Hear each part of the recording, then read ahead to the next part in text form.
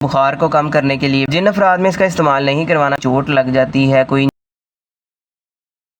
अस्सलाम वालेकुम व्यूवर्स, मैं हसीब अहमद आपसे मुखातिब हूँ। आपको वेलकम करता हूँ अपने YouTube channel first aid pharmacy पे।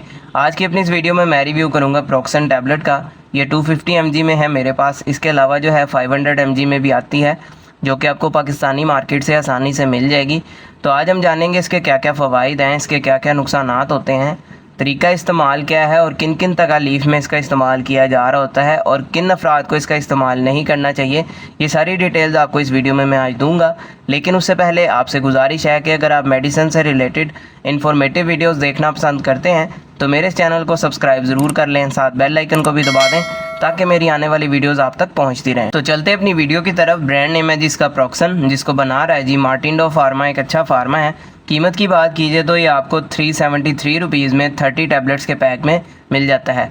अब बात करते हैं इसके अंदर मौजूद दवा की। तो इसके अंदर मौजूद है नेप्रोक्सन। तो ये बेसिकली एक NSAIDs ग्रुप से रिलेटेड दवा है, यानी non steroidal anti inflammatory drug. ये स्टीरॉयड तो नहीं होती, लेकिन दर्द और सोजिश को कम करने के लिए इसका इस्तेमाल किया जाता है। अब जिन कंडीशन में इसका सबसे ज़्यादा इस्तेमाल किया जाता है उसमें पहले नंबर पर आ जाते हैं रूमेटॉइड आर्थराइटिस वाले पेशेंट्स, यानी गैंठिया वाले मरीज़। इनमें होता ये है कि जोड़ मुतासिर होते हैं, जोड़ों में स्वेलिंग होती है, शदीद किस्म की दर्दें होती हैं। तो इस तरह के मरीज़ों में दर्द और सोजिश को कंट्रोल करने के लिए इसका इस्तेमाल किया जा रहा होता है।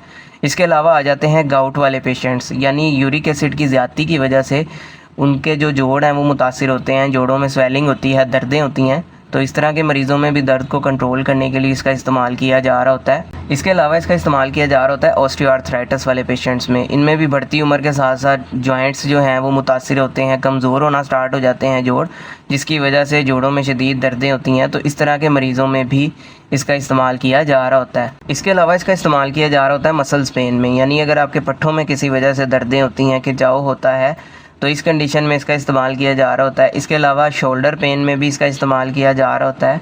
इसके साथ साथ बैक पेन, यानी अगर आपकी कमर में दर्द होती है किसी वजह से, बाज़ औक़ात मोरों की वजह से भी आपको जो है तकलीफ़ होती है कमर में, तो इस कंडीशन में भी इसका इस्तेमाल किया जा रहा होता है दर्द को कंट्रोल करने के लिए। इसके अलावा इसका इस्तेमाल किया जा रहा होता है शैटिक नर्व पेन में। इसमें होता ये है कि ये पीछे कूल्हे से लेके नीचे पाँव तक जो है एक टांग में दर्द सी फैलती है, तो इस कंडीशन में भी इसका इस्तेमाल किया जा रहा होता है। इसके साथ साथ इसका इस्तेमाल करवाया जा रहा होता है डिस्मेनोरिया में, यानी ख़वातीन में जो माहवारी के दौरान दर्द होती है, पीरियड्स पेन में इसका इस्तेमाल किया जा रहा होता है। इसके अलावा डेंटल पेन, यानी दांत या दाढ़ में अगर किसी वजह से आपके दर्द होती है, कोई इन्फेक्शन होता है आपके दांत या दाढ़ में, उसकी वजह से जो आपको दर्द होती है, तो उसको कंट्रोल करने के लिए इसका इस्तेमाल करवाया जा रहा होता है। इसके अलावा इसका इस्तेमाल करवाया जा रहा होता है हेडेक में, स्पेशली जब आपको माइग्रेन होता है, आधे सर का दर्द होता है, दर्द शकीका में इसका इस्तेमाल करवाया जा रहा होता है। इसके साथ साथ अगर आपके जिस्म पे कोई ऐसी चोट लग जाती है, कोई इंजरी हो जाती है जिसके नतीजे में वहाँ पे दर्द होती है, तो उसको कंट्रोल करने के लिए भी इसका इस्तेमाल करवाया जा रहा होता है। इसके अलावा ईयर पेन, यानी अगर आपके कान में दर्द होती है,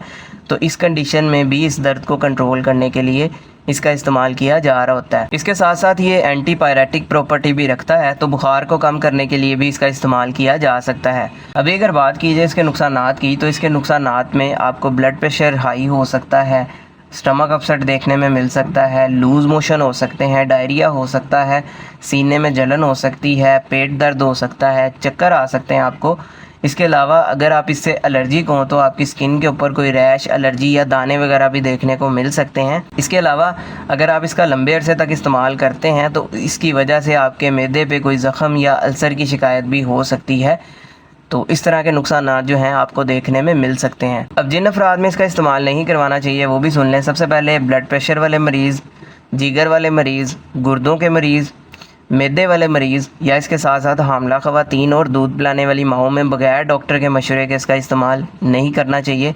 इसके अलावा तरीका इस्तेमाल या डोजेज के बारे में बात की जाए तो वो डिपेंड करता है आपकी एज पे, आपके बॉडी वेट पे, या किस पेन के लिए आपने इसका इस्तेमाल करना है। ये सारा कुछ देखते हुए आपके डॉक्टर्स ने ही आपको बताना होता है कि आपने इसका इस्तेमाल कितना अरसा करना है और कितनी खुराक आपने इसकी लेनी है।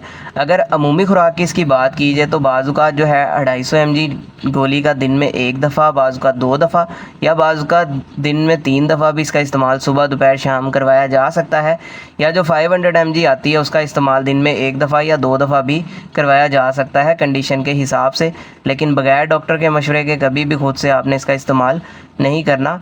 ताकि आपको बाद में कोई नुकसान वगैरह ना हो। तो ये सारी डिटेल थी जी प्रोक्सन टैबलेट से रिलेटेड। उम्मीद है आप लोगों को पसंद आई होगी। इससे रिलेटेड कोई सवाल हो कमेंट सेक्शन में आप मुझसे पूछ सकते हैं। वीडियो पसंद आई हो तो वीडियो को लाइक कीजिएगा, चैनल को सब्सक्राइब भी कीजिएगा। अपना ख्याल रखिएगा। अल्लाह हाफिज़।